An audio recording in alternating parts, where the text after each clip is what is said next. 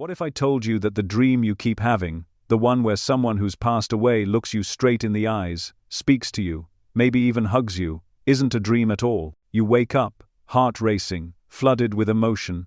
Maybe it's relief, maybe it's grief all over again.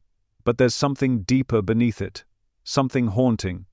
Not in a frightening way, but in a way that lingers. You can't shake it. The voice you heard in the dream sounded exactly like them. The way they smiled, the way they held your hand, the way they told you that everything was going to be okay, it all felt real, too real, more real than your waking life sometimes. So you lie there, staring at the ceiling, asking yourself a question you've asked 100 times. Why does it feel like they were really there? Maybe you try to brush it off. It's just my brain playing tricks on me. Or, I must have been thinking about them lately, it's just a memory surfacing. And for a moment, that explanation almost works. You try to wrap yourself in the cold, clinical logic of modern psychology.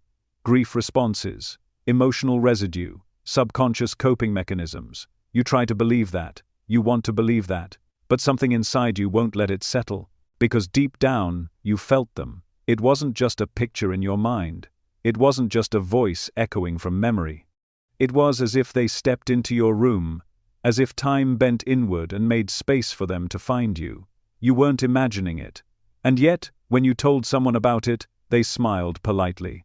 They nodded. "That's sweet," they said. Or, "Grief does strange things to the mind, but you know the truth, don't you? You know that wasn't a dream. At least, not in the way you've been taught to think of dreams.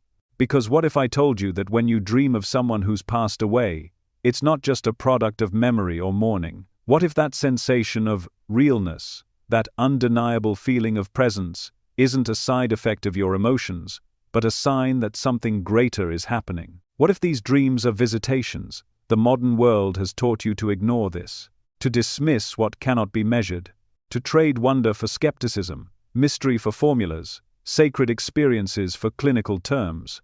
But your soul hasn't forgotten. And that's why it keeps pulling you into these dreamscapes, into these strange and sacred reunions, because the part of you that exists beyond logic remembers.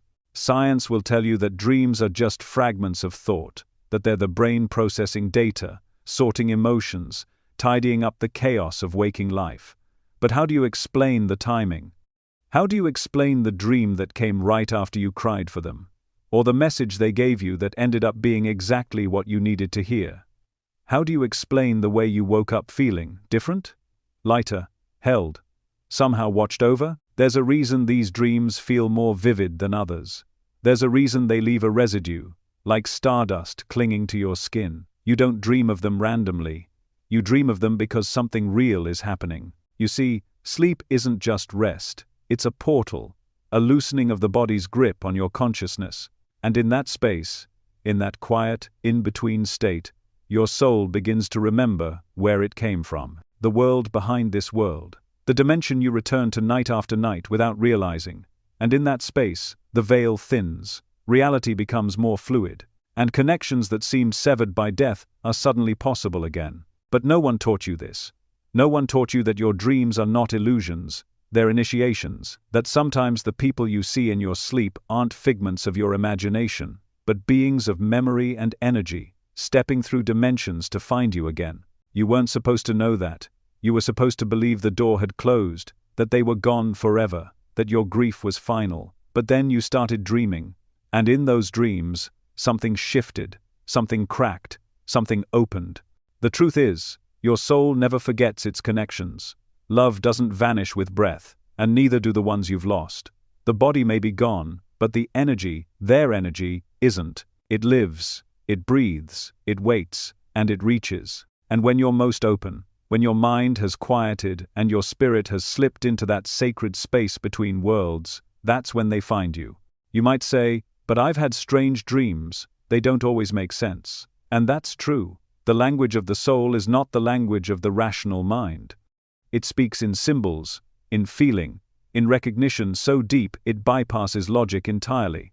The words may be confusing, the setting might be surreal, but the message, the feeling, that's the part that's real. Have you ever woken from one of those dreams and felt a peace that defied reason? Have you ever received an answer in sleep that you didn't even know you were asking? That's not your imagination, that's communication, that's contact, and yet, we're trained to laugh it off, to say, it was just a dream.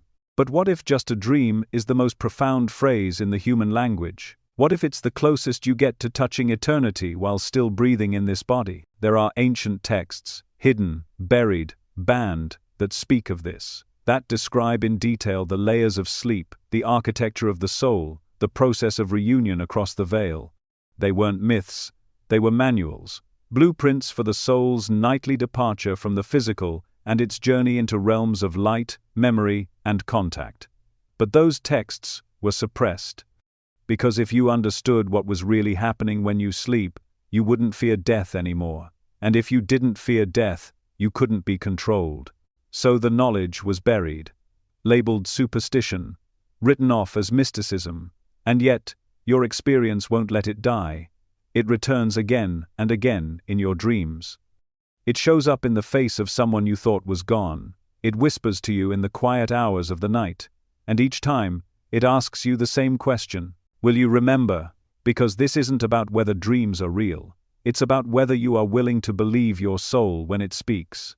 Whether you're willing to honor the experience, even when it doesn't fit inside the boxes society built for you. You dream of them because they are not gone. You see them because you still know them, somewhere beyond the mind, beyond time, beyond flesh. The dead are not dead, they are changed, and you are remembering. So tonight, when your head touches the pillow and your breath begins to slow, don't fall asleep mindlessly. Instead, ask a question into the dark. Set an intention, whisper their name, and listen, because what you've been calling a dream might be a doorway. And someone you've loved, is waiting for you on the other side.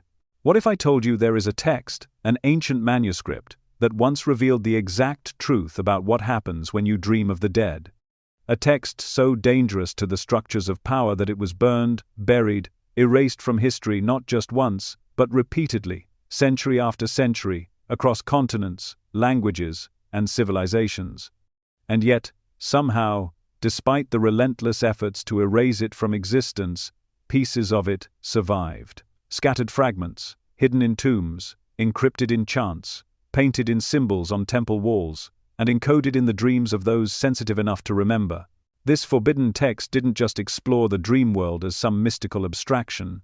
It declared, boldly and clearly, that when you dream of those who have passed on, you are not imagining, you are not processing memory, you are not experiencing grief, you are meeting. You are entering a shared space, an astral intersection, where souls can communicate freely outside the confines of physical form. These are not dreams in the sense you've been taught, they are spiritual reunions.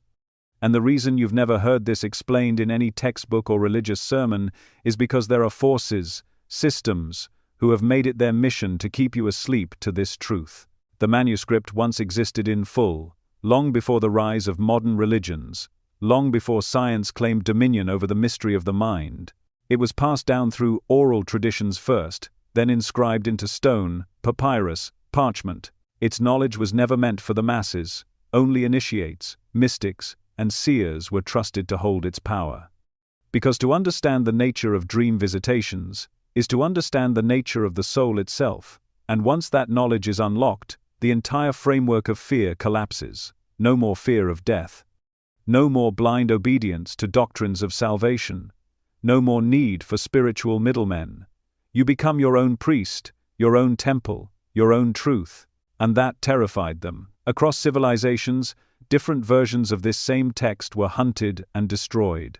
In Egypt, parts of it were embedded within the Book of the Dead, not the version popularized for tourists or academic lectures, but the original invocations, the ones meant to be recited during dream states, to open doorways into the duat, the hidden realm of the departed. In Tibet, its echoes lived on in the secret teachings of dream yoga, practices passed from master to disciple in whispers and shadows, teachings that guided the practitioner not only to navigate dreams, but to meet specific souls in those dreams, to speak with the dead, to receive messages, to uncover past lives, and heal unfinished karmic threads. And in the deserts of early Christian mysticism, fragments of it emerged in what we now call the Gnostic scrolls, writings that spoke of the soul's descent into the material realm and its nightly return to source through dream. Each tradition cloaked the knowledge in symbols, metaphors, and paradoxes, not to deceive, but to protect, because they knew what would happen if the wrong people got their hands on it. And they were right. When the Roman Empire institutionalized religion, these teachings were declared heresy, to suggest that you could connect with the dead without permission from the church, to claim that your dreams might hold more truth than scripture, to teach that your soul was capable of traveling beyond the body without the help of holy men. These were not just blasphemies, they were crimes punishable by death. So the scrolls were burned. The monks were silenced. The dreamers were labeled witches, lunatics, and sinners. And the manuscript? The manuscript was lost, or so they hoped. But knowledge like this doesn't die. It lingers. It weaves itself into myths, rituals, lullabies. It shows up in the margins of illuminated texts, in the footnotes of mistranslated grimoires, in the architecture of ancient temples whose angles and acoustics were designed to induce trance and allow for dream initiation. And most of all, it shows up in you, in your dreams.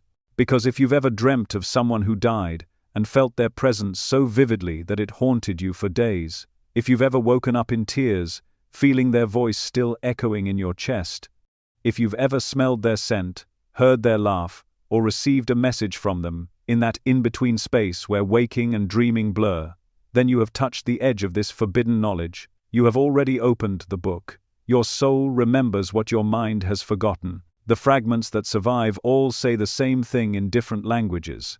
The dream world is not fiction. It is not internal. It is not a hallucination. It is a realm, layered, dynamic, and real, where the boundaries between this life and the next are paper thin. And when you are in the right frequency, when your grief or love or spiritual openness tunes your consciousness just right, the veil lifts. For a few moments, time bends, reality softens, and you meet them, not a memory of them. The manuscript, when reconstructed from these surviving pieces, described it with astounding clarity. It spoke of dream gates, vortexes between dimensions that open most often in sleep, during meditation, or in altered states. It listed signs that you were about to cross into the astral plane, tingling in the crown of the head, a vibrating sensation in the spine, the sound of wind or bells that comes from nowhere. It gave instructions for how to remain conscious as your soul left the body, how to call upon loved ones safely, and how to interpret the environment of the dream itself, because nothing in that world is random, everything is symbolic. Every detail, a message. And most importantly, it warned what would happen if this truth was forgotten. It said that without guidance, dreamers would become blind travelers, that, instead of communion with the dead, they would dismiss these encounters as dreams and lose the messages they were meant to receive. That over time, society would ridicule dreamers, drug them, diagnose them, that the world would become louder, more artificial, and filled with so much static that people would stop dreaming altogether. And when that happened, humanity would forget its own soul. Look around you. We are in that time now, but the text also said that in the age of forgetting, there would come a return, a reawakening, not from priests or governments, but from ordinary people, people like you, who begin to remember.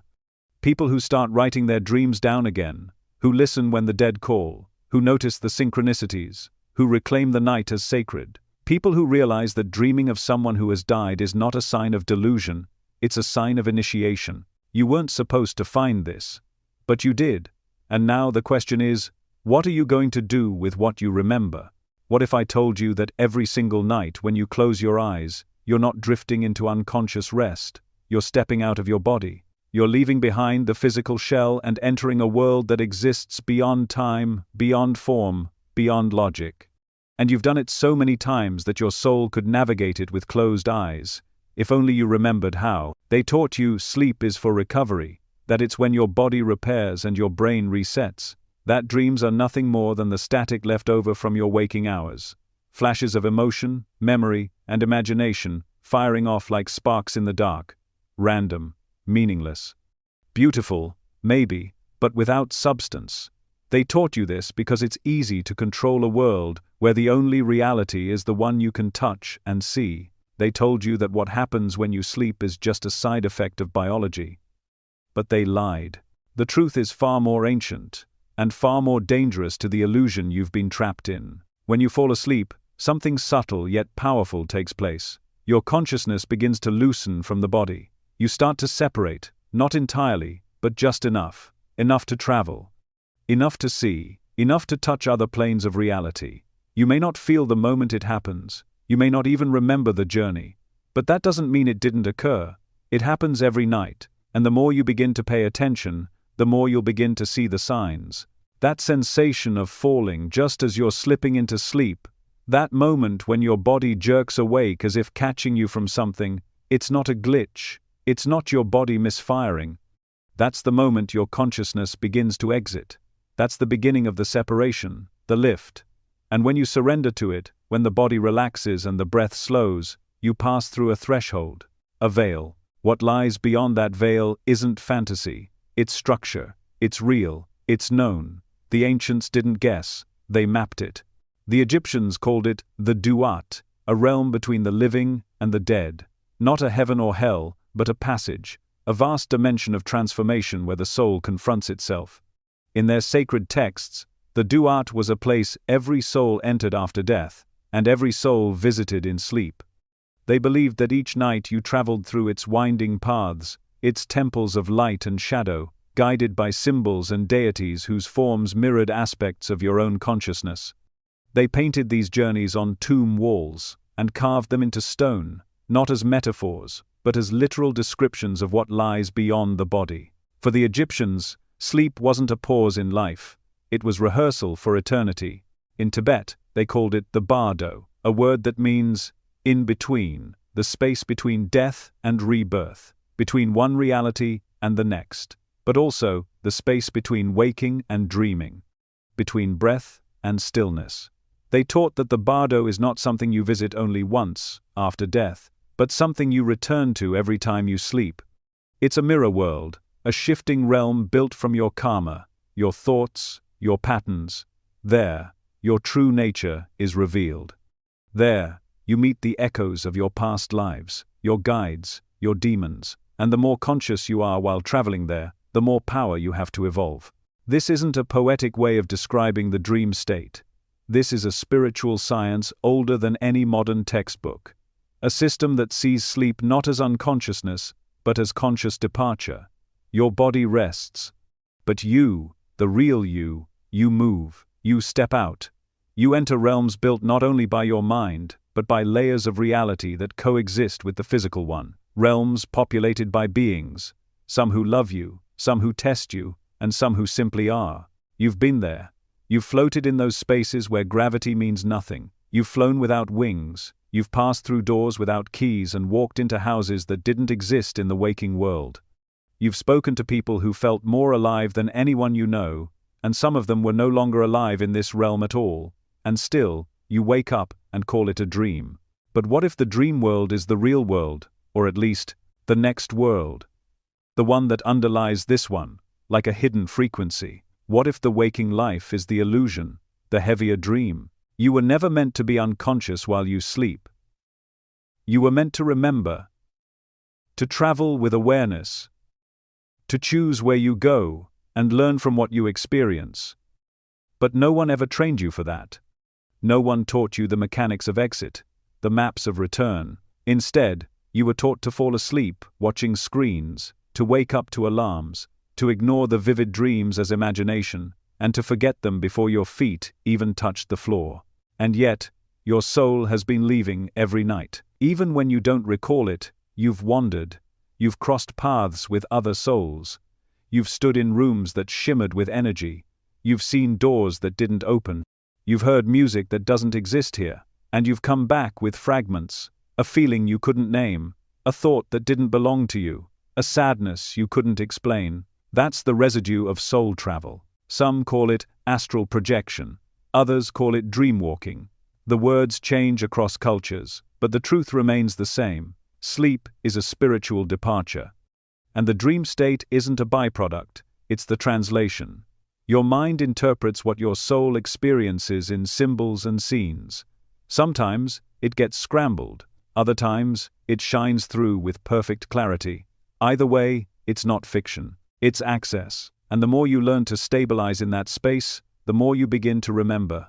You begin to realize that you've met people in dreams long before meeting them in waking life. That a piece of music in your dream carries a message. That an animal or a face or a door that shows up again and again is not coincidence, it's a marker, a code, a reminder of something deeper trying to reach you. The ancients built entire traditions around this. Egyptian initiates spent years in sleep temples training their souls to navigate the duat consciously. Tibetan monks practiced dream yoga not for entertainment, but to prepare for death. Because once you learn to remain awake while the body sleeps, you realize something life-changing. Death is just another version of sleep. And if you can remain conscious in one, you can remain conscious in the other. That's why this knowledge has been hidden. Because once you understand that your soul never truly sleeps, and never truly dies, you stop fearing the things that control most people.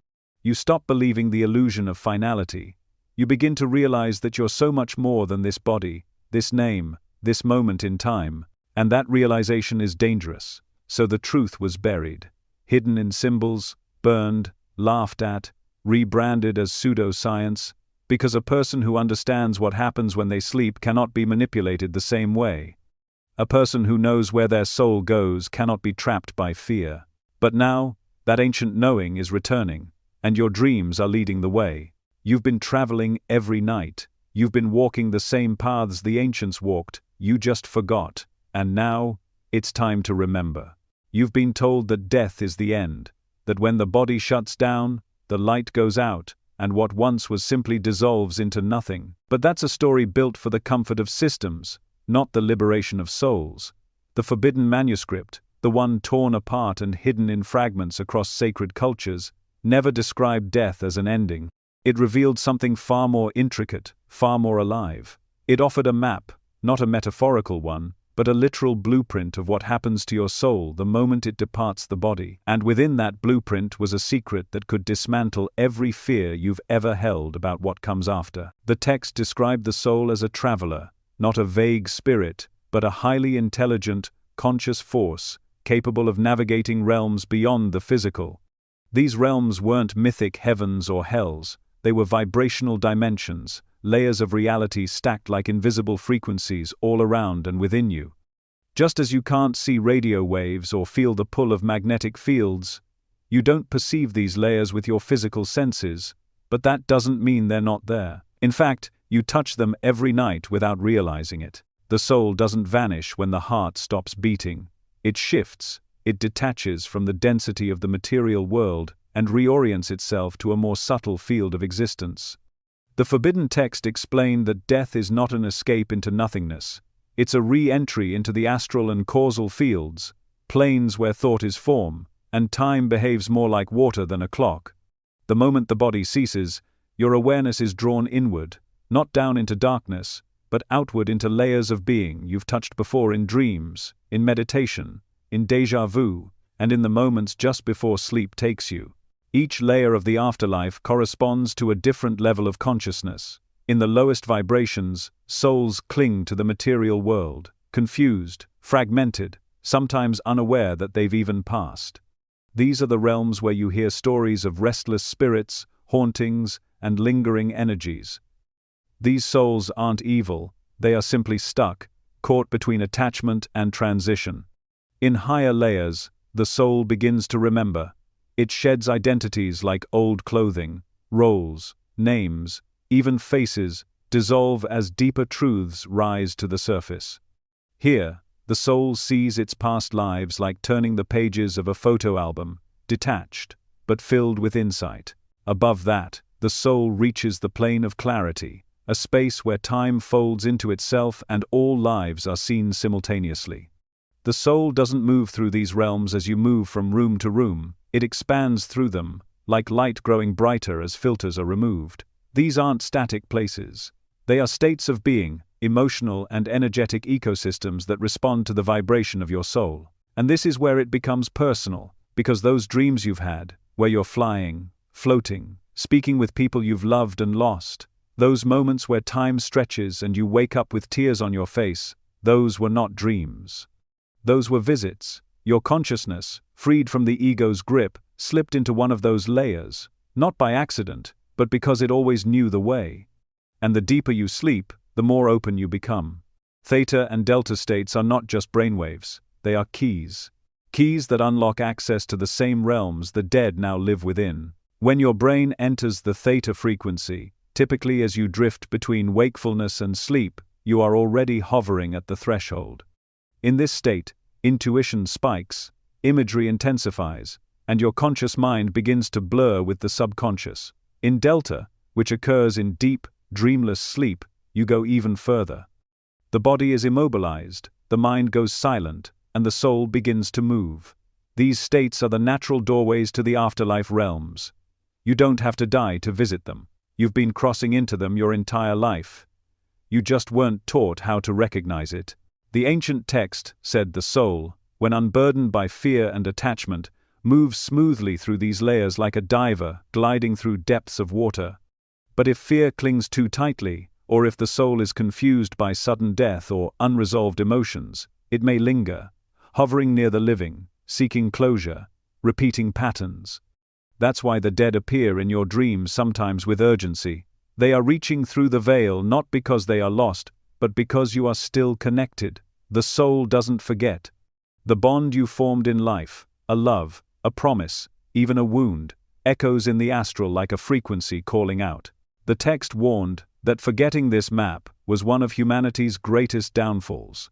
Not because death became scarier, but because life became disconnected. When you forget that you are a traveler, you stop preparing for the journey. You live small, you fear endings. You ignore the whispers in your sleep, the clues that try to remind you that you've done this before. And when the time comes to transition again, you panic. You cling, and that clinging keeps you near the surface of the afterlife, unable to rise into the higher planes where healing, reunion, and evolution await. But the manuscript also revealed that remembrance is a practice. That by meditating, by training your awareness to stay present during those moments just before sleep or just after waking, you could begin to sense the threshold. You could begin to guide your own descent, just as the Egyptian priests guided the pharaohs into the Duat, and the Tibetan monks trained to maintain awareness through death itself. This was not superstition, it was mastery. These were soul sciences, taught in hidden schools and mystery temples. Their goal was not to avoid death, but to navigate it consciously.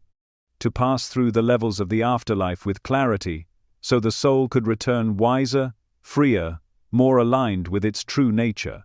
And you are already remembering. You wouldn't be here otherwise. The dreams you've had of those who have died, the ones that felt more real than waking life, the ones that left you shaken or glowing or filled with questions that no one else could answer, that's the map unfolding. That's the ancient blueprint of the afterlife, reaching back through time, through genetics, through consciousness, to wake you up. Not because you're dying, but because part of you already knows you've died before, and part of you is ready to stop being afraid. There are moments when the veil thins, not just in sleep, but in grief, in stillness, in meditation, and sometimes in heartbreak. These are the moments when the soul becomes louder than the ego, when the signal from those layers beyond this world cuts through the static. In those moments, if you listen closely, you can feel it, the hum of something bigger, the presence of someone you thought was gone, the echo of a truth too ancient to be forgotten. And when you do, remember this. Death is not the opposite of life. It is the continuation of it, the next breath after this one, the next doorway in a house with infinite rooms. And when you dream of the dead, you are not escaping reality. You are entering it. What if I told you that when someone who has passed away appears in your dream, it's not because you're imagining them, it's because they've come to find you, not as a memory, not as a psychological projection, but as a real, conscious presence crossing the veil that separates this world from the next. Because as strange as it sounds, the connection between you and them didn't end when they died. In fact, in many ways, that connection just entered a deeper, more spiritual phase, one that transcends language, time, and even death itself. You may think you were just remembering them. You may chalk it up to nostalgia or grief, that your heart misses them, and your mind filled in the rest. But deep down, you felt it. You felt the weight of their presence in the room. You heard their voice, not in fragments, but in full sentences, with meaning and purpose. They looked right at you. They said something that pierced through the fog of the dream and landed directly in your soul. And when you woke up, it stayed with you, not as a vague emotion, but as a knowing, like something important had just happened. Like the dream wasn't a dream at all, but a meeting. And you're right, because the dead don't visit you by accident. They don't show up in your dreams just to float through the background. They come with intention. And every visit has meaning, even the ones you don't fully understand yet. Sometimes they come to comfort you, to place their hand on your shoulder in the only way they still can. To let you know they're okay, that death didn't break them, that they still exist in a form more expansive than you could ever imagine. You might see them looking younger than you remember, glowing with vitality. You might hear them say, "I'm proud of you," or "I never left." These aren't just words, they're energetic transmissions, soul-to-soul communication passed through the only channel that remains open between your world and theirs, the dream space. But comfort isn't the only reason they come. Sometimes they come to warn you. You've probably had one of those dreams before, the kind that jolts you awake, the kind where something feels off, not scary, but heavy. Maybe they tell you to slow down. Maybe they point at someone or something you've been avoiding. Maybe they don't speak at all, but their eyes carry urgency, like they're trying to deliver a message before it's too late. These dreams may seem cryptic, but their meaning becomes clearer as time unfolds. The warning isn't always about danger, sometimes it's about direction. A nudge away from what's draining you, a push toward what you've been afraid to face. The dead still care, and in that space beyond form, they see things you can't. Time doesn't move the same way for them. They glimpse what's ahead. They feel your energy shifting before you even realize it. And so they come, not to interfere, but to gently realign you. There are also times when the dead come not because they're at peace, but because they're not. Because sometimes, they're stuck. It's hard to accept. We like to think everyone who dies is instantly bathed in light, lifted by angels, ushered into some perfect version of paradise. But that's not always how it works. Just like the living can be trapped in pain, resentment, or confusion, so can the dead. Especially if their death was sudden, traumatic, or if they carried unresolved emotion. They may not even know they've passed, or they might know, but be unable to let go of something they left behind. Unfinished business, guilt, fear. And so they hover, not in a ghost story kind of way, but in an energetic sense, looping through layers of reality, trying to be seen, trying to be heard. Your dream becomes a window, your soul becomes a beacon, and they find their way to you. In these dreams, you might feel a heaviness, a silence that vibrates. They may not speak clearly. They may appear in strange ways, repeating themselves, walking in circles, unable to make eye contact. Don't be afraid. These are signs of a soul reaching through static, looking for resolution. And sometimes, your role isn't just to receive, but to help, to acknowledge them, to send love, to say the words they never got to hear, or even to tell them, gently, that it's okay to move on. But not every visitation starts with them. Sometimes, it's you who called them, and you didn't even know you did. Maybe you were thinking about them before bed. Maybe your heart reached out in longing or confusion or regret. Maybe a part of you, the deepest part, sent out a signal, "I need you."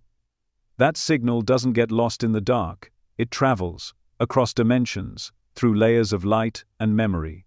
And if they're able, they come. Love doesn't recognize death as a barrier. The bond you shared, the laughter, the tears, the memories that didn't dissolve when their body did. It's still alive, and it answers when you call. You might not realize how powerful you are, but in sleep, you're closer to your soul than at any other time. The mind is quiet, the ego is asleep. And the part of you that remembers everything, your past lives, your soul contracts, your eternal connections, that part is wide awake, and it knows how to call, it knows how to reach the ones you've lost. Because you haven't really lost them. What you call death is just a transition, a crossing over, and while your physical eyes can no longer see them, your soul still knows the way. And sometimes, in that liminal space between breaths, you remember. Just enough to pull them close. Just enough to bring them through, and what feels like a dream becomes something far more sacred, a reunion. But even reunions can carry lessons. Sometimes they come to remind you of your purpose, to reignite your courage, to push you forward when you've been paralyzed by fear. You may not have understood their role in your life when they were alive. But in dreams, clarity comes. You start to see the pattern, the bigger story, why you met, what they taught you, what they still are teaching you. Not every dream will make sense the moment you wake up. Some will feel like riddles. Some will fade quickly, like smoke slipping through your fingers. But the important ones stay. They anchor themselves in your chest, they echo, and even if you can't explain why, you know they mattered. This is why you must stop brushing them off. Stop telling yourself, it was just a dream. Start listening. Start paying attention. Because every dream is a message. Every visitation is an invitation. To heal, to release, to remember, to love, again, in a new way. And, above all, to trust. Trust that your soul is guiding you. Trust that your connections do not end. Trust that when the dead visit you, it is because there is something they need you to know, or something you are ready to feel. You are not imagining this.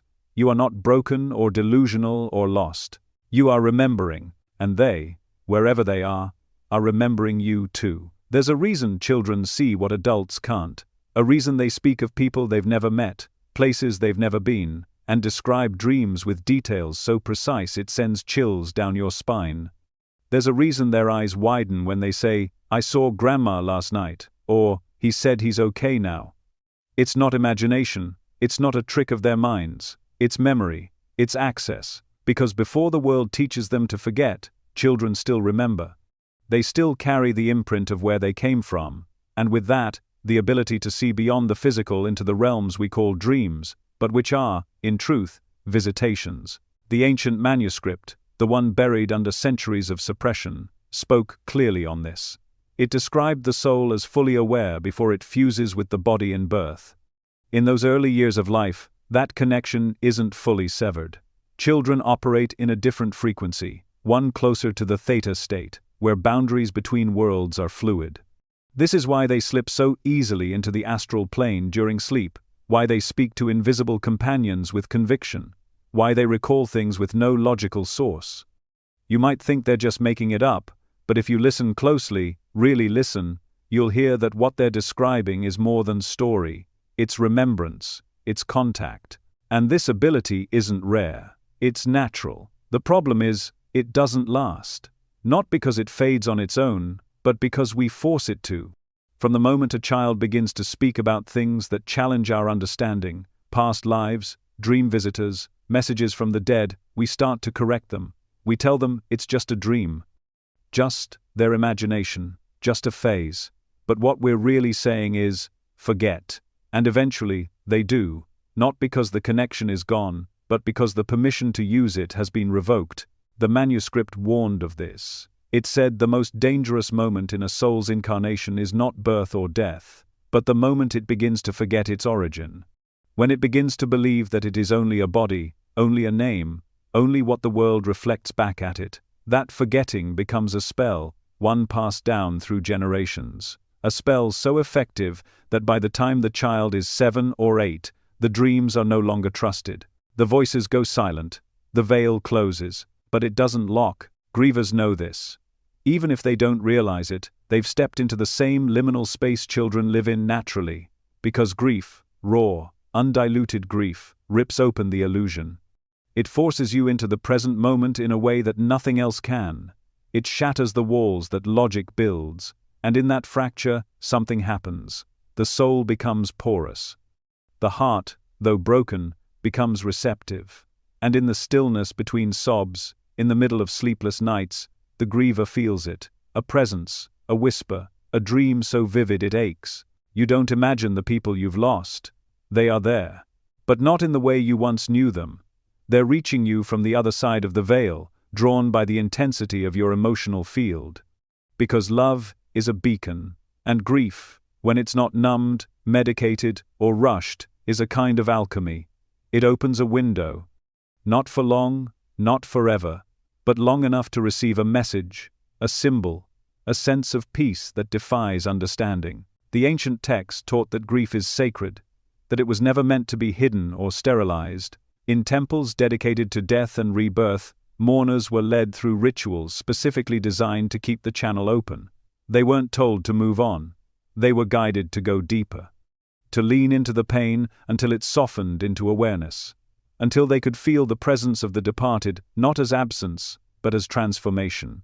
These rituals often took place at night, during sleep ceremonies, where sacred herbs, chants, and symbols were used to prepare the soul for contact.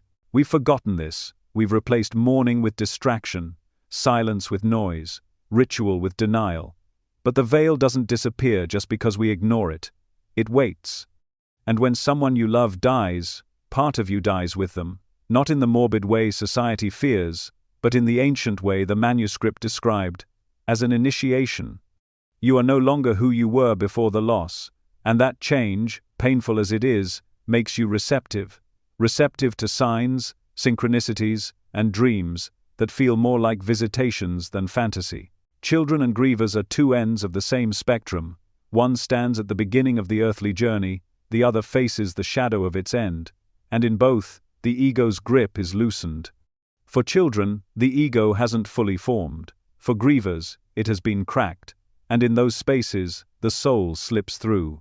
Have you ever noticed how often children speak of relatives who died before they were born? How they seem to know details they were never told, or how they sometimes look at a picture and say, "I saw him in my dream." You might dismiss it, but the manuscript insisted this was not coincidence. It called these moments soul echoes, residual memory that remains accessible when the soul is still vibrating close to its source. In these moments, the child isn't just guessing, they are remembering what your adult mind has forgotten, that the boundaries between life and death are much thinner than we're taught.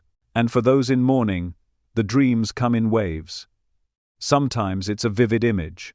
Other times, it's a voice, a feeling, or a flash of memory that leaves you breathless. The most common response? It felt so real. That phrase, repeated by grievers around the world, is not just a poetic reflection. It's the soul recognizing a truth the mind can't yet grasp. The reason it feels real is because it is.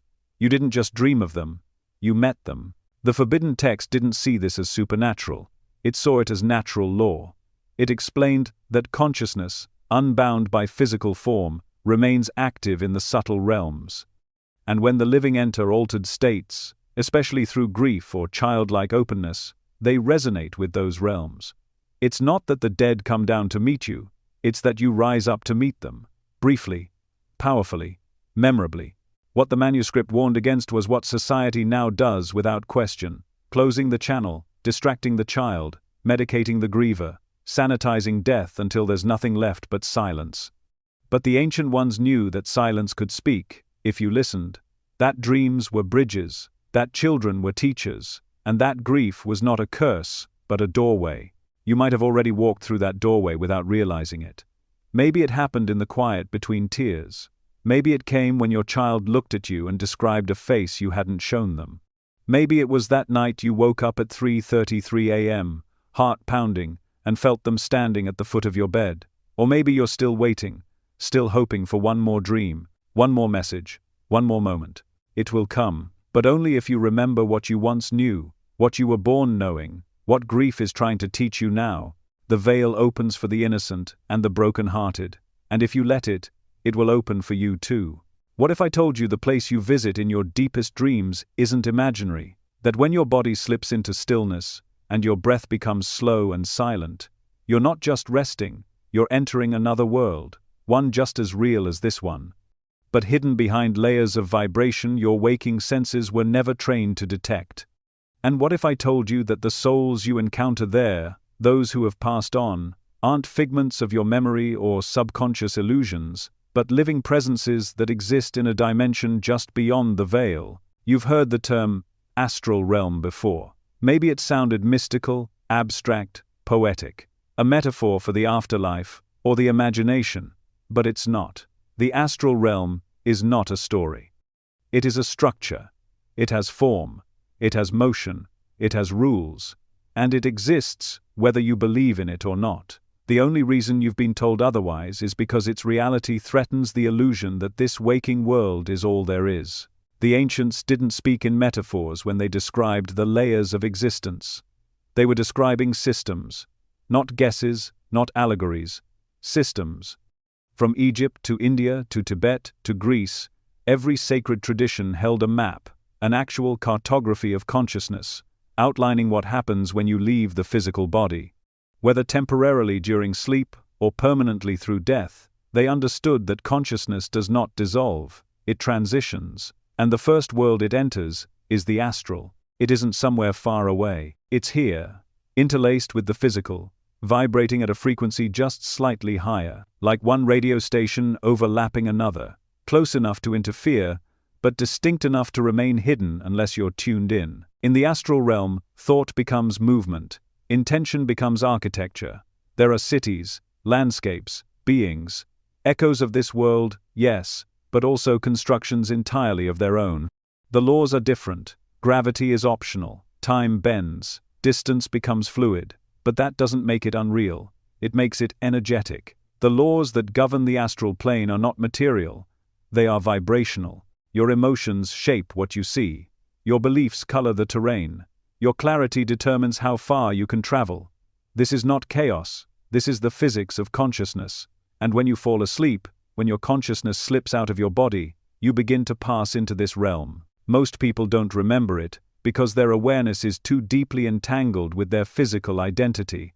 Their soul leaves the body, but their mind is asleep. It wanders blind, drifting through dreamscapes, shaped by emotion, memory, and interference. But every now and then, perhaps without warning, you've had a dream that felt different, clearer, crisper, like it wasn't happening in your mind, but through it, as if you were not imagining, but witnessing. That's astral recall, that's the glimpse. You've been there, you just weren't trained to recognize it. And the dead?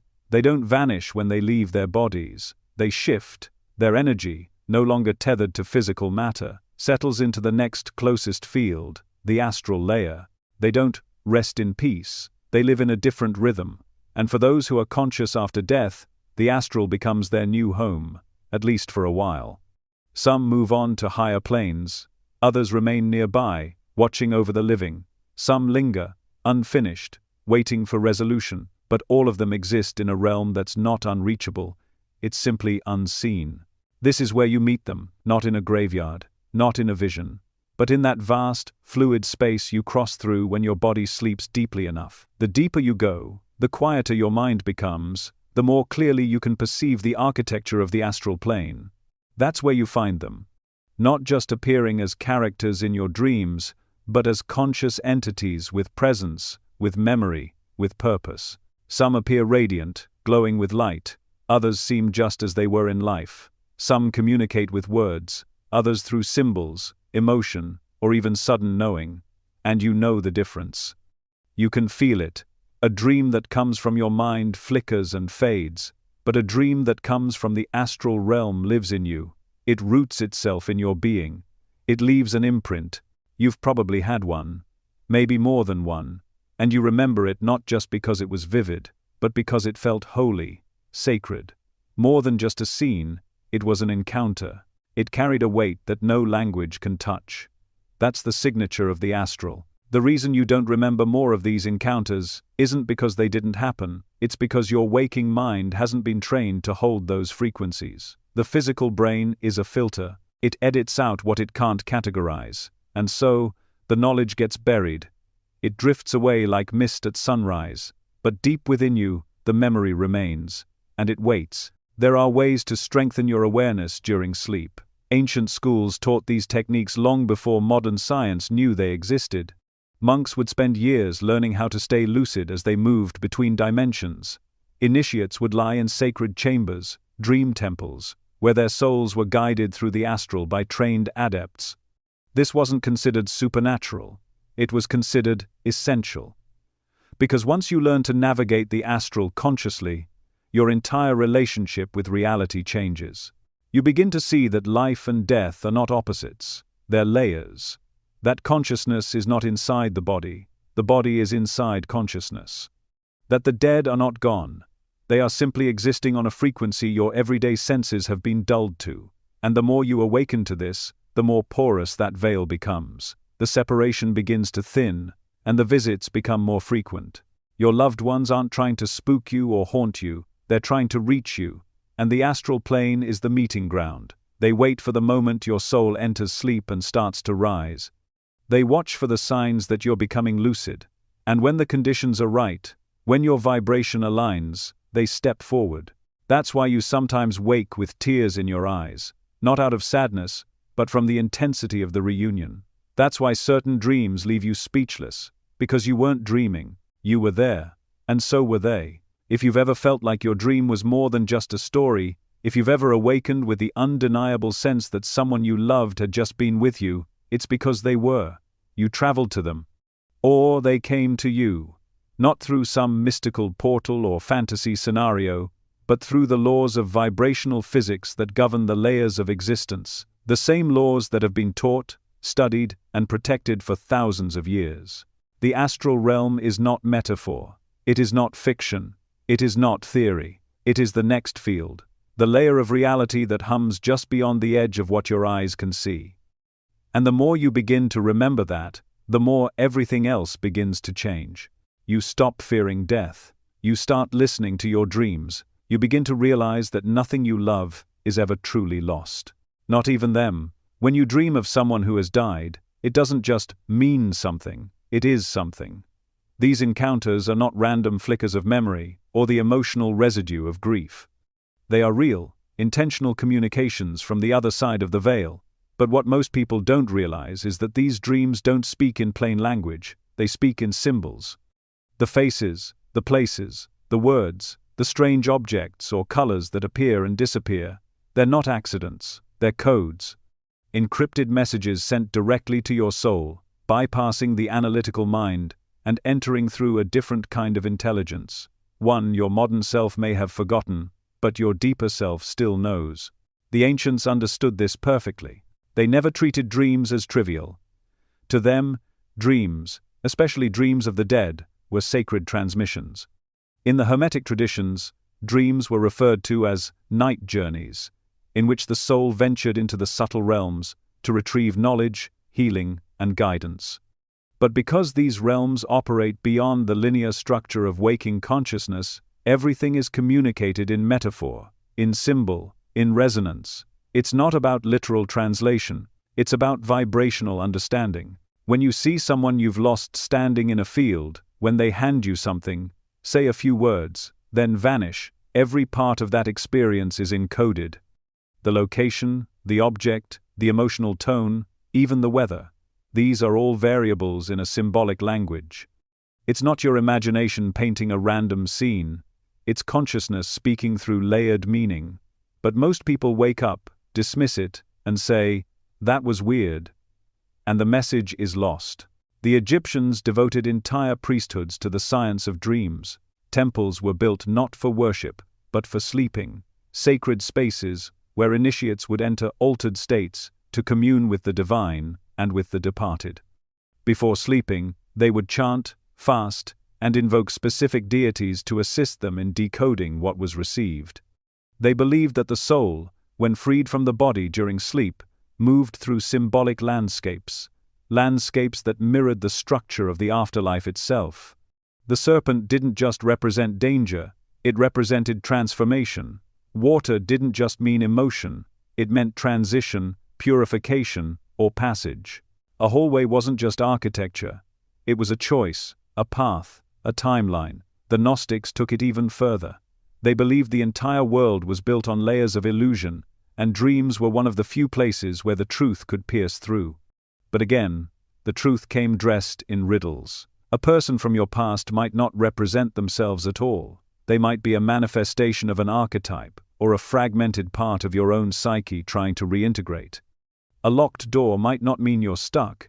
It might mean something inside you is guarding a truth you're not ready to face. The Gnostic texts warned that misinterpreting a dream could lead you further into confusion, while interpreting it correctly could unlock entire dimensions of self-awareness. The forbidden manuscript, the one torn apart and scattered across these traditions, echoed this idea repeatedly. The soul speaks in symbol, the mind must learn to translate. And yet, our society treats dream interpretation like entertainment. Books that reduce powerful experiences into neat little categories. Snake means fear, teeth mean anxiety, water means sadness. But real dream decoding isn't a lookup table. It's an awakening of inner vision. It's the art of listening with your entire being. So how do you begin? The first step is reverence. You have to stop treating your dreams like noise. Start treating them like sacred data. Before sleep, tell your soul you're ready to remember. Set the intention. If a message comes, I will receive it. Keep a notebook by your bed. The moment you wake, even if it's fragments, write them down. Don't wait. The longer you wait, the more the ego rewrites what you saw. Capture the raw image, even if it makes no sense. Especially if it makes no sense. That's the code. Once you begin collecting these symbols, patterns emerge. The same person appears over and over. The same room, the same animal. That's not coincidence. That's repetition for emphasis.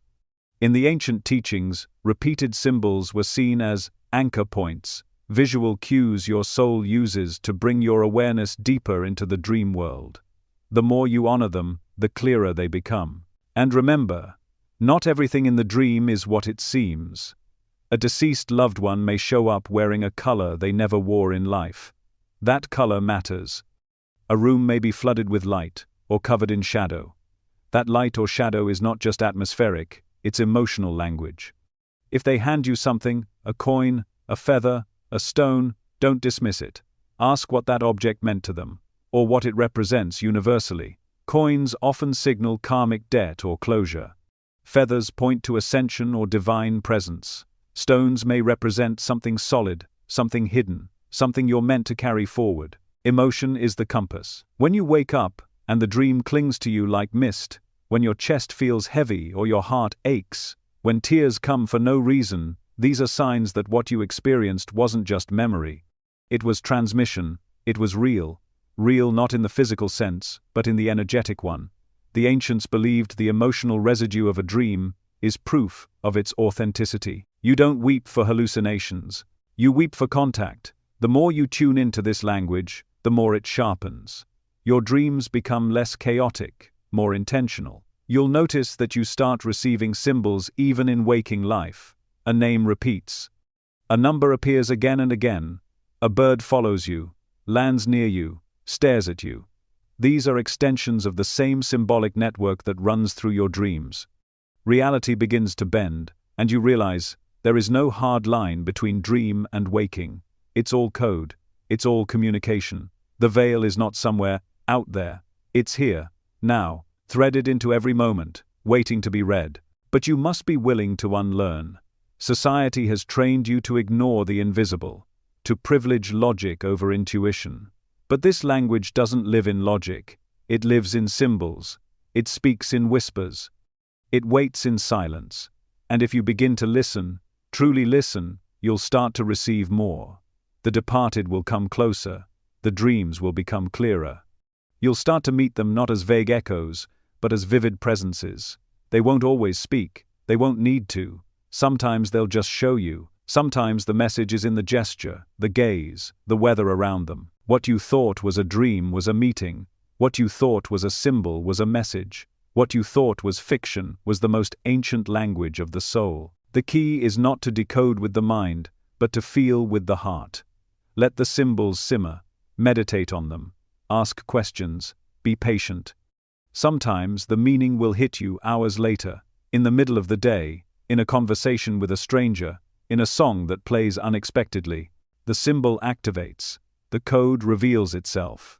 And when it does, everything begins to change. Your fear dissolves. Your connection deepens. You begin to walk through life differently, not as someone guessing in the dark, but as someone being guided. Every dream becomes a dialogue. Every night, an initiation. And the next time you see them, those you thought you lost, you'll know exactly what they're trying to say. What if I told you that the dreams you have of the dead are not just messages from beyond? They're memories. Not memories from this lifetime, necessarily, but from another, from a life your mind doesn't consciously remember. but your soul has never forgotten. Every time you dream of someone who's passed, and it feels too familiar, too emotionally charged, too layered, too strange to explain, it might not be grief playing tricks on you. It might be something far more profound. It might be you remembering the truth of who you are. And that's the most dangerous truth of all. You've been told your life began with your first breath, that you are a single, isolated individual born into this world by chance, that the connections you make are new, random, temporary, that when someone dies, they are lost forever. But that's not how the soul works. That's how the system works. The system that wants you small, the system that wants you forgetful. Because if you remembered even a fraction of what your soul has experienced, if you truly grasped how deep your connections run, you wouldn't be controllable, you wouldn't be afraid. And that kind of freedom, that terrifies them. The people who appear in your dreams after they've died aren't always who you think they are. They might have been your mother in this life, but your child in another. Your best friend today could have been your enemy in a past incarnation. Your soulmate may have walked beside you for hundreds of years, under different names, different faces.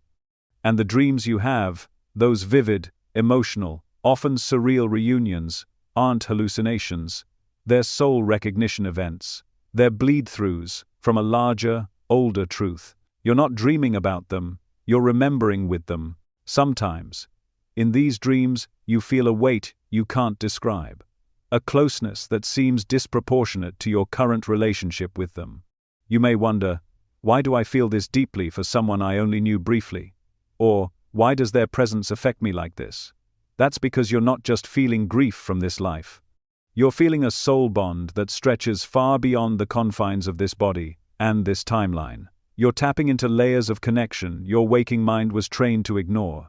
But your soul knows, your soul remembers. There's a reason ancient traditions around the world taught about reincarnation. They didn't teach it as metaphor, they taught it as fact.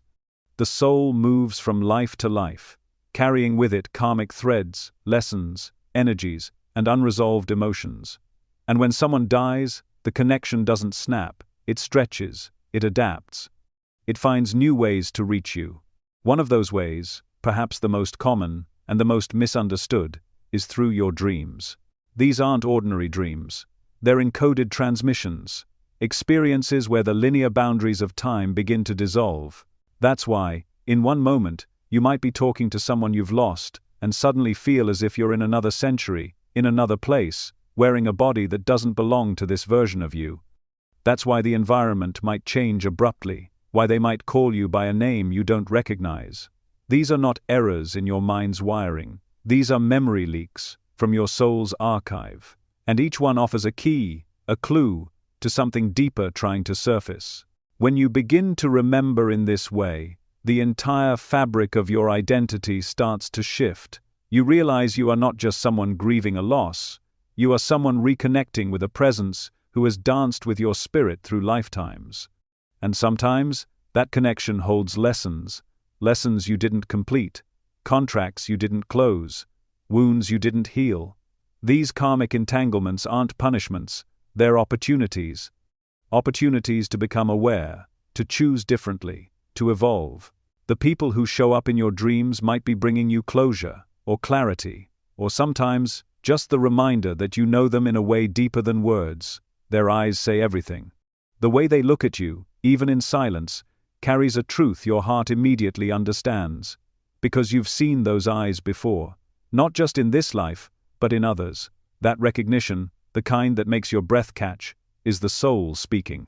This is why those dreams feel so sacred, so heavy, so haunting. You're not making contact with a ghost. You're making contact with your own history. And that is something the modern world has tried desperately to strip away from you. Because when you begin to remember who you've been, you start to reclaim your power. You realize that no system, no government, no religion can define you. You are not a blank slate. You are a multi-dimensional being, ancient and eternal, moving through lifetimes like chapters in a book. You begin to live differently. You stop fearing endings. You stop being manipulated by fear of death. You start asking better questions. And those in power? They can't afford that. So they fed you a different story. They told you dreams are meaningless, that past lives are fantasy, that memory is only something the brain stores. But your dreams, your soul, they never stop trying to remind you. And that's why, no matter how much conditioning you've endured, the dreams still come, the dead still visit, the memories still rise. Some of the dreams may scare you. That's normal. When you start peeling back the layers of your soul, the things you've buried begin to surface, emotions you never understood, faces you can't explain. Regrets that don't make sense, that's part of remembering. Not all memories are beautiful, some carry pain, some carry responsibility, but all of them carry truth, and that truth is sacred. And here's something else you need to know. Remembering isn't just about the past, it's about freeing your future. Because the patterns you repeat in this life, the relationships that feel fated, the cycles you can't break, the emotional loops that haunt you, many of them come from unresolved stories your soul is still trying to complete. And when you dream of the dead, especially with strong emotion, it might be your soul saying, "We've been here before. Are you ready to do it differently this time?" This is why dream recall is so important. Why keeping a journal by your bed is more than just a spiritual suggestion, it's a survival tool. Because those fragments you wake up with, they are the breadcrumbs back to your soul's deeper purpose. And the more you write, the more you remember. The more you remember, the more lucid you become, not just in sleep, but in waking life. Eventually, you begin to live from your soul, not just your name. You start to walk through the world with the awareness that everything matters, that every encounter is layered, that everyone you meet might be someone you've known before. And when someone you've loved passes on, and they come back in a dream, whispering, smiling, staring into your eyes, you stop doubting it. You stop wondering if it was just a dream. You know it was more, because now you're remembering. And nothing is more dangerous to the illusions of this world than someone who remembers. Because someone who remembers their soul cannot be contained. They are unshakable, they are sovereign, and they begin to wake others up too. So the next time you dream of someone who has died, don't ask if it was real. Ask what they came to remind you of. Ask what part of your ancient self is surfacing through them. Because the dream might not just be about connection, it might be your soul, breaking the spell of forgetting. And in that moment, you're not only meeting the dead, you're meeting yourself. There's something deeply unsettling about realizing that your dreams, those private, ethereal wanderings of your consciousness, have not only been studied, but tracked, catalogued, and in some cases, weaponized by government institutions. And yet, that's exactly what's been happening behind the scenes for decades. You were led to believe that dreaming of the dead, or traveling in your sleep, was either emotional residue or whimsical fantasy. But there are agencies, with unlimited budgets and no public oversight, that knew long before you did, the astral realm is real. It's not metaphor, it's not mysticism, it's a mappable, navigable space that can be accessed, monitored, and in some cases, manipulated. For years, these programs operated in shadows, hidden under classified labels and psychological jargon. But slowly, the veil has started to lift. Documents once buried beneath layers of red tape have been declassified. Reports that were once considered too strange, too metaphysical, or too dangerous for public consumption now sit quietly on government websites for anyone to read if they know where to look. Names like the Monroe Institute, the Gateway Process, and remote viewing operations have emerged from the depths, each one revealing a single, undeniable truth. The mind can leave the body, and when it does, it can go anywhere. The Monroe Institute was one of the earliest and most persistent organizations dedicated to understanding what happens to consciousness when it detaches from the physical form. But what started as spiritual exploration quickly drew the attention of intelligence communities. When researchers realized that out-of-body states could be replicated through sound frequencies and practice techniques, the question became less about healing and more about control. What if you could send a trained operative out of their body to gather information across space and time? What if you could spy on a foreign base, not with satellites, but with the astral form? And if that's possible, then the inverse must also be considered. What if others can spy on you? The Gateway Process, outlined in a now famous declassified CIA document, was not some fringe experiment. It was a serious, structured attempt to create a manual for expanding human consciousness. The process included binaural beat frequencies, meditation protocols, and altered states of awareness designed to initiate an intentional out-of-body experience. The document reads less like a psychological study and more like a metaphysical roadmap, referencing energy bodies, astral projections, non-linear time perception, and interaction with higher intelligences. The very language they used implies that this wasn't theory. It was field-tested, observable, and replicable. What they discovered shook the foundations of conventional science. Remote viewers could describe objects hidden in sealed envelopes, locations on the other side of the planet, sometimes even events that hadn't happened yet. They weren't guessing, they were tuning in. They were accessing a layer of reality that operates independently of space and time. And if humans can do this intentionally, through training, then what happens naturally, while you sleep, may be even more powerful. Because in your sleep, your defenses are down, the ego steps aside, and your consciousness, unbound, returns to its native state, exploratory, expansive, and multidimensional. This is where the government's interest sharpens. Because what you see when you dream of the dead, or when you drift into places you can't explain, isn't just spiritual, it's strategic. You're accessing data, information from layers of reality that are otherwise invisible. You're connecting with consciousnesses beyond the veil, some human, some not. And while you may be dreaming for love, for closure, for peace, others are watching, recording, and analyzing for entirely different reasons. Why do they care about your dreams? Because your dreams aren't just yours. They're part of a vast, shared landscape, an astral field where minds intersect, intentions reveal themselves, and secrets are much harder to keep. In that space, thoughts become visible. Emotions leave imprints. Truths that are buried in waking life rise to the surface. For intelligence agencies, that's not mystical poetry. That's opportunity. If a trained mind can access this realm, it can uncover what's hidden. But here's the truth, they don't want you to know. Anyone can do this. You don't need a badge or a bunker. You just need awareness. They monitor the astral not because they think it's fake, but because they know it's real. And that reality is threatening. It means there are no more walls, no more secrets. It means the veil between life and death isn't just thin, it's permeable. The contact you make in dreams with the departed, it leaves an energetic signature. It creates a ripple. And those ripples can be traced, not just by beings in other dimensions, but by people here, with technology designed not only to receive, but to disrupt. You might think this sounds far-fetched, but think about it. If governments have invested billions into monitoring phone calls, GPS locations, and digital footprints, why wouldn't they explore the one place that transcends all of that? The place where you can meet your ancestors, receive information not bound by time, interact with energies outside known physics? The place where reality softens, and the truth, however inconvenient, rises?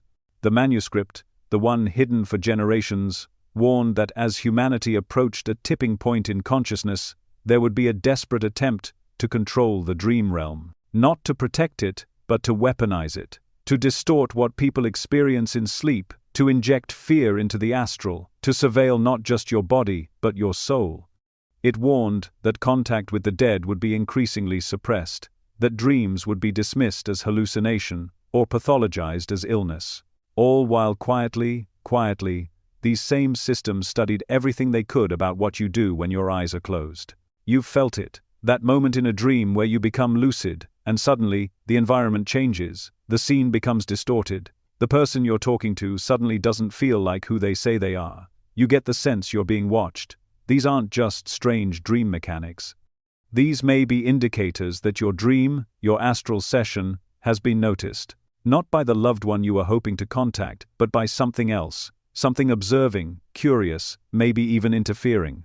But here's the power they can't take: sovereignty of your consciousness.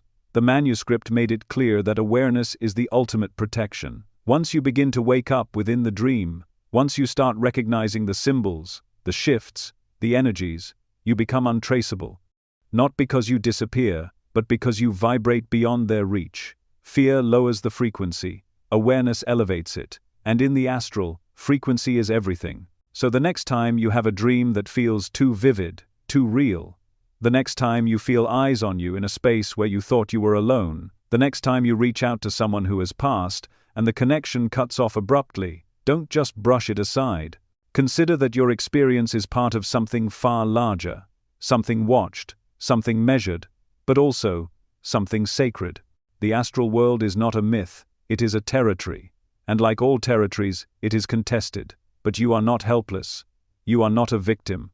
You are a traveler, an explorer, a soul who has been navigating these realms long before any agency decided to monitor them. And now that you know, the question isn't whether they're watching you. The question is, are you watching them back?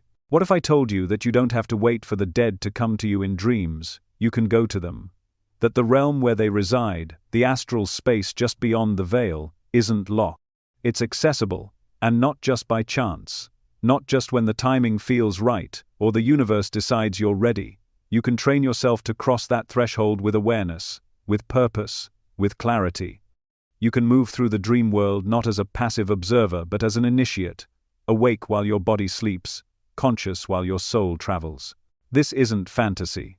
It's not mysticism in the diluted, modern sense of the word. It's a discipline, a path, one that has been guarded and practiced by the ancients for thousands of years. You've probably heard whispers of it: Tibetan dream yoga, Egyptian sleep temples, teachings hidden in mystery schools and sacred texts. But you were never taught that these were real technologies. Systems of inner training designed to do exactly what modern science says is impossible. Remain conscious in the unconscious. Stay awake in the dream. Tibetan dream yoga isn't some abstract meditation technique. It's one of the highest spiritual practices ever developed. A practice born not just from belief, but from observation of what happens when the soul loosens its grip on the physical form.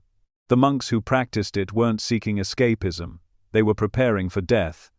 Because they knew something that most people have forgotten.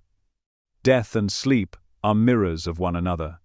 And if you can remain aware during the dream state, you are far more likely to remain aware during the death transition. That's why dream yoga is also known as the rehearsal of death. It's not about entertainment, it's about freedom. In the Egyptian temples of sleep, initiates would lie in sacred chambers, dark, silent, often beneath pyramids or temples, aligned with celestial points. There, they were guided into controlled states of deep consciousness. These weren't naps, these were journeys. Their bodies were at rest, but their souls were walking through the duat, navigating the realms of the beyond. Sometimes they would return with visions, sometimes with warnings, and sometimes with the message that they had made contact with the gods, with the ancestors, with the dead. The key to all of this was lucidity, not the casual lucidity of realizing you're dreaming and flying around like a tourist in your own mind, but deep lucidity, soul lucidity, the kind where you know who you are beyond the body, beyond the dream, beyond even the life you think you're living. You carry the awareness of your eternal self into the space where form bends and consciousness expands, and from that space you can make contact. You may think that this is out of reach, that only monks or initiates from lost civilizations could access this kind of power. But that's the lie. The truth is, your soul already knows how to do this. You've done it before, many times. The difference now is that you're being invited to remember it consciously. You don't need to become an ascetic or retreat into a monastery. You only need to become aware, to train the muscle of inner focus, to teach your waking self how to support your dreaming self. And once that link is established, something extraordinary begins to happen. You stop dreaming randomly. You begin dreaming intentionally. You realize you can set a direction before sleep, and your consciousness will follow it. You can say, "Tonight I wish to see my grandmother," or "I want to return to the place I saw 3 nights ago." And, with practice, you do. Not every time, not instantly, but increasingly. You're not just reacting to your dreams anymore, you're shaping them, entering them like doorways instead of stumbling into them like accidents. That's the mark of the initiate. There are ways to prepare for this.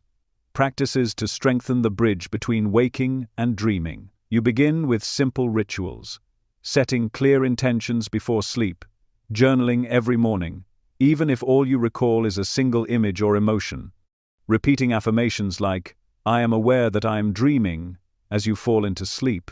These aren't superstitions, they are signals. You're training your consciousness to remain active even as your brain enters deeper states of rest. Lucidity is not just a skill, it's a frequency. And once you tune to it, the entire dream landscape begins to shift. The dead appear more vividly. The symbols grow more coherent. The confusion begins to dissolve. Because now you're not just a traveler, you're a visitor with purpose. You're not waiting for a message, you're asking the right questions. You're not hoping for a miracle, you're engaging with the realms that were always there, just beyond your awareness. And the most miraculous part? The dead respond. They notice when you become lucid, they feel it. Your clarity acts like a beacon, your attention like an open door. Sometimes they've been waiting for you to reach this state. Waiting to speak without distortion. Waiting to show you something you are finally ready to understand. Because, when you're fully lucid, you can receive the message without it being filtered through dream logic or emotional static. You can hear their voice clearly. You can ask follow-up questions. You can remember. This is how true healing happens. Not from vague dreams you half recall, but from full-spectrum encounters you experience with conscious presence. Encounters that carry you through grief, through mystery, through forgotten lifetimes. Encounters that change you. And yes, sometimes you initiate the visit, but other times, they call you. You might find yourself waking in the middle of the night with a name on your lips, or find that, for several nights in a row, you dream of a place you've never been, but somehow know. That's not coincidence. That's invitation. Your soul is being summoned. And when you begin to train yourself in lucidity, when you respond to that call with discipline, not just curiosity, you become the bridge. You become the one who can walk between worlds and return with something real. This is the path of the initiate. It's not about escapism. It's not about fun dream adventures. It's about reclaiming a power that was always yours. The ability to meet the beyond with awareness. To remember the dead not just through pictures and stories, but through direct contact. To move through the realms of sleep with the clarity of a soul who knows. And that, knowing, it changes everything. Because once you realize that you can visit the dead, that you can travel to the place where they reside, you stop feeling helpless. You stop feeling like death is a wall. You see it for what it truly is. A veil. Thin, transparent, passable. And you are no longer just a dreamer. You are an initiate. And the realm of the dead is no longer a mystery. It is a place you've walked before. A place you will walk again. And this time, you'll do it awake. Not every dream of the dead is comforting. Sometimes, the visitations leave you unsettled, waking in the middle of the night with a weight on your chest, or a lingering dread that follows you into the day. The air feels different, heavier, and you can't explain why the eyes of the person in your dream didn't quite look like theirs. Maybe they spoke without moving their lips. Maybe their voice sounded distant, distorted, as if coming through water. Maybe they said something that didn't make sense, but felt like a warning. These aren't just nightmares, they are signals. And if you've experienced them, then you already know. Not everything that reaches you in the dream state comes with good intentions. The ancient manuscript never claimed that the dream world was universally safe. In fact, it included extensive passages, warning of what it called the shadow passage, a realm parallel to the astral plane where unresolved energies, lost souls, and malevolent entities dwell. This is the place your soul may stumble into if you're ungrounded, emotionally unstable, or unaware of your own energetic field. The shadow realm is not a punishment, it is a frequency. A layer of consciousness that vibrates low, dense, and magnetically charged by fear, grief, anger, and trauma. And in the dream state, where your defenses are down and your awareness is fluid, it's all too easy to pass through this region without realizing it. If you've ever dreamed of the dead and felt drained afterward, if you've seen faces that felt familiar but twisted, if you found yourself wandering in endless hallways, trapped houses, or dark cities with no exit, these are not meaningless images. These are symbolic echoes of the shadow realm. Sometimes, they are not metaphors at all. They are visitations to actual vibrational zones where souls become stuck. The text described these places in detail. Fog, covered environments, rooms with no doors, voices that call your name but never show themselves. It explained that trapped souls often call out through the dreams of the living, not to haunt them, but to be witnessed, to be remembered, to be freed. But not all presences want to be helped. Some are drawn to your light, others to your wounds. In the subtle planes, unresolved trauma creates openings, small tears in your energetic field that can act like beacons. And while some of the dead come with messages of love, healing, or closure, there are others, beings not always human, that attach themselves like parasites. These entities feed on fear, confusion, or psychic dependency. They can mimic the dead, they can imitate voices, expressions, even memories. But if you look closely, something always feels off. There's a coldness behind the smile, a heaviness in the air, a subtle distortion, like reality bending around the edges. The manuscript was clear. The dream world is sacred, but it is also a battleground, not in the way Hollywood portrays it, but in the way mystics have always known. The battle is for your awareness, for your sovereignty, for your belief in your own intuition. Because the moment you start to doubt what you feel, the moment you give your power away to fear or external authority, you become vulnerable, not just to nightmares, but to entanglements that can linger long after the dream ends. One of the most dangerous misconceptions is that dreams are private, that what happens in your mind at night belongs only to you. But the text warned that dream states, especially in moments of high emotion, open doorways, portals that reach far beyond your personal consciousness. You may think you're dreaming alone, but in truth, you are walking through shared landscapes, some of which are ancient, crowded, and filled with energies you didn't summon. That's why intention before sleep is not just helpful, it's essential.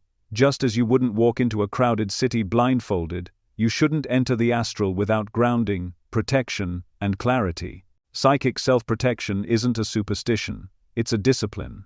And the manuscript outlined it with the same precision it gave to dream mapping and soul contact. Before sleep, you are to cleanse your space, physically and energetically. This can be as simple as lighting a candle, burning herbs, or playing certain frequencies that stabilize the field around you. But more important than the rituals is the focus of your intent. Your last thoughts before sleep act as programming instructions. If you fall asleep in a state of fear, anxiety, or grief, you become more susceptible to slipping into lower vibrational layers. But if you enter with calm, clarity, and a firm declaration of sovereignty, the landscape changes. The text taught that you can build what it called a psychic perimeter, a field around your energy body that signals to other entities, both helpful and harmful, where your boundaries lie. This doesn't mean you shut out all contact. It means you decide who enters and how. You can state this silently or aloud before bed. Only those in alignment with my highest truth and light may enter my field tonight.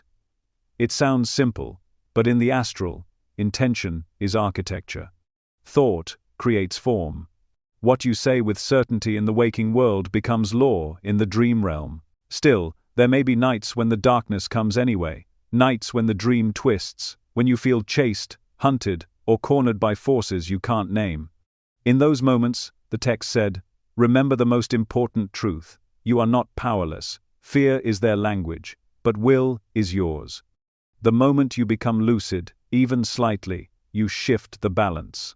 You can command the scene to change. You can call on guides, ancestors, light forces. You can repeat mantras of protection. And if you can't speak in the dream, focus on the feeling of protection. Visualize a golden light surrounding your body, expanding outward. That light is not symbolic, it is functional. It repels what doesn't belong. Some people wake from these dark dreams and find strange sensations lingering in the body.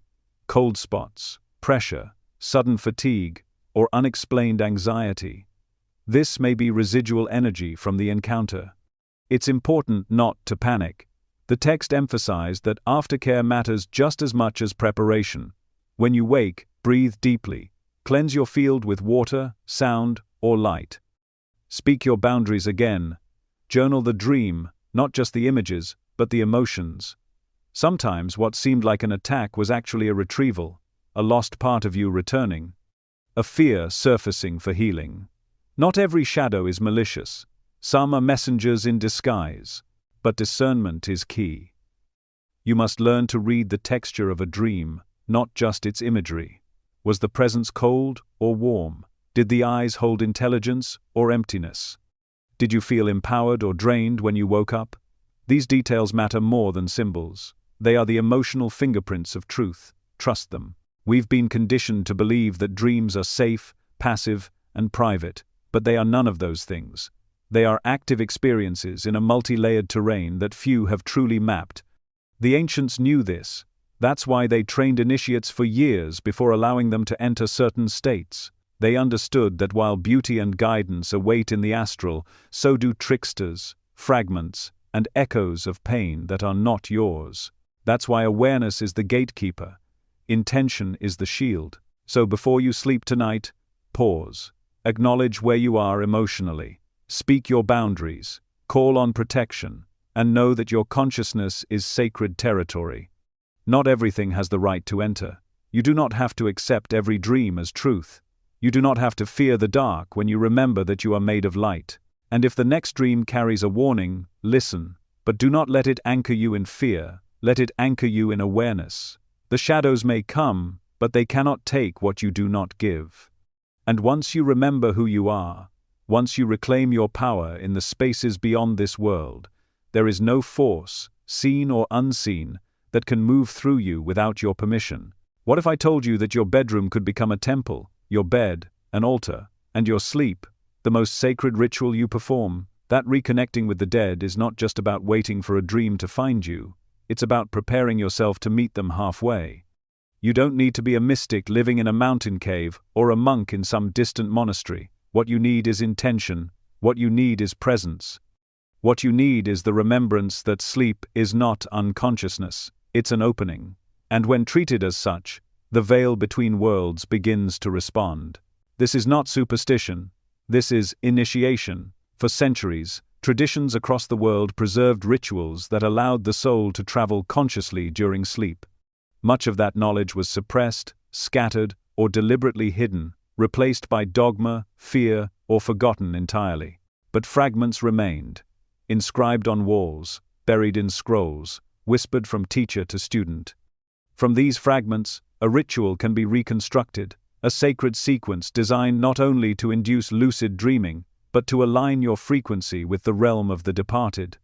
This is not just about enhancing dream recall. This is about stepping into a state of consciousness, where contact becomes not only possible, but natural. It begins before you sleep. Long before your head touches the pillow, the ritual is already in motion. What you carry into your sleep, emotionally, energetically, mentally, becomes the landscape of your dream. So first, you must clear. Light a candle as night falls, not just for ambience, but as a signal. Fire has always marked sacred space. Let that flame represent your intention. Tonight, I remember. Let the light be the beacon your soul follows when it lifts from your body. Watch it flicker. Breathe deeply. Say nothing yet. Just be still. Now turn your attention to your sleeping space. The ancients understood that the body responds to symbols. That space is not neutral. You're going to activate the energy around you, not through some elaborate performance, but through presence and preparation. Place a small bowl of water near your bed. Water is the element of emotion, intuition, and the subconscious. In many traditions, it was believed to be the bridge between this world and the next. Still, water becomes a mirror for the soul. You may add a few drops of oil, lavender, or myrrh if available, or even a pinch of salt, long used in purification rites. This is not decoration. This is declaration. Beside the bowl, place an item that connects you to the one you hope to see, a photograph, a small object, or even just their name written clearly on a piece of paper. This is your anchor. Not to tether them to you, but to call them gently, energetically. It says, I am open, I am listening, you are remembered. The dead are drawn to remembrance, the way stars are drawn to gravity. It's not grief that calls them, it's conscious love. Now, the mantra. This isn't a chant you repeat mindlessly. This is a sacred code. Choose your words with care, but speak from the soul. Here is one passed down through fragmented teachings, translated from older tongues. Between the worlds, I walk with light, in sacred sleep, I reunite. What was forgotten now returns. What was silent now is heard. Whisper this softly 3 times before bed, not as a command, but as an invitation. Say it slowly. Let each line settle like a seed in the soil of your subconscious. As you lie down, place both hands over your heart. Close your eyes, and begin to withdraw your energy from the day. Imagine your thoughts like leaves floating down a river. Acknowledge them, then let them drift. You are not trying to fall asleep. You are preparing to enter. You are slipping from one realm into another, not with passivity, but with awareness. As your breath deepens, visualize a doorway in the distance. See it clearly. It may appear in shadow or light, it doesn't matter. It's your threshold. Imagine stepping toward it, not rushing, just approaching. Your final thoughts before sleep should be this intention. I meet you there, beyond the veil, in the space between worlds. If you wake up in the middle of the night, don't move too quickly. Stay still. Ask yourself, where was I just now? Even if no image comes, hold the question. You are training your soul to remember. Keep a journal nearby and write down anything, fragments, emotions, symbols. These are not nonsense, they are codes. Over time, you'll notice patterns. Recurring symbols, messages embedded in metaphor. They are the breadcrumbs left behind by your soul, and sometimes, by the dead themselves. Understand this. Sleep is not something that happens to you. It's something you enter, and how you enter determines what you find. This ritual is not about superstition, it's about signal tuning. Your consciousness is the transmitter, the ritual is the dial. When aligned properly, you shift your frequency from static to signal, from unconscious dreaming to sacred visitation. And yes, it might not work the first night, or the second. That's not failure, that's calibration. You're not summoning shadows, you're learning to navigate realms with skill and reverence. And every attempt brings you closer. Every moment of stillness before sleep, every whisper of the mantra, every candle lit with intention, each one carves a path through the fog. You are not conjuring the dead. You are remembering how to meet them. You are remembering that contact is not bound by flesh or time. You are remembering that the line between here and there is drawn not by distance, but by awareness. This is what the ancients knew. This is what they practiced. This is what they encoded into temples and buried in texts. Not to keep it from you, but to protect it, because this knowledge is power, the kind of power that doesn't need hierarchy or dogma, the kind of power that wakes you up, not just in dreams, but in life. Because once you learn to enter sleep as a sacred act, you begin to see waking life the same way. Every moment becomes part of the ritual, every thought becomes part of the frequency, every heartbeat becomes part of the invitation. And when they come, when you finally feel them at the edge of your dream, stepping forward, eyes glowing with that impossible knowing, you will not be afraid, you will not doubt. You will recognize the space, because you created it, because you remembered, because you asked, and because they never really left. Sleep is not just rest, it is return. And the veil? It was never meant to be a wall. It was meant to be a doorway. Now, you have the key. You've been told to call them dreams, to brush them off as flickers of memory, or the brain's way of coping with loss. You've been told not to think too much about it, to chalk it up to grief or coincidence, to keep your eyes on the waking world, where death is final, and anything beyond it is nothing more than wishful thinking. But now you know better. Deep down, you always did. That moment when you saw their face in perfect clarity, when they said something only you could understand, when you woke up not in confusion, but in stillness, that wasn't a fantasy. That wasn't a hallucination, that was a memory, a visitation, a connection that never broke, only shifted. Because death is not the end, it never was. It's a transition, a doorway that swings in both directions. You don't stop existing when your body ceases to function. You expand. You step out of one layer of reality and into another, just as real, just as conscious. The ancient manuscript spoke of this with quiet certainty. Not as dogma, not as belief, but as truth encoded into the very architecture of the soul. It said that the living and the dead are not separate, they are simply vibrating at different frequencies.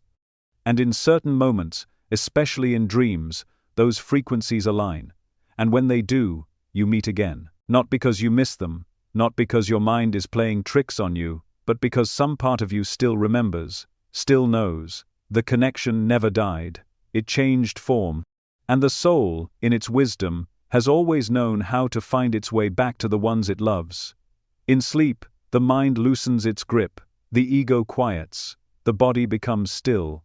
And in that sacred silence, the soul listens, and sometimes it hears another soul calling back. These dreams are not symptoms of longing. They are reminders, invitations, echoes from a part of you that still stands beside them in another realm, a realm just beyond the edges of your waking perception. When they come to you in dreams, it's not to haunt or confuse, it's to affirm, to say, I'm still here, to show you that the story isn't over, not for them, not for you. Because what you shared wasn't built on time or flesh, it was built on essence, and essence doesn't decay, it evolves.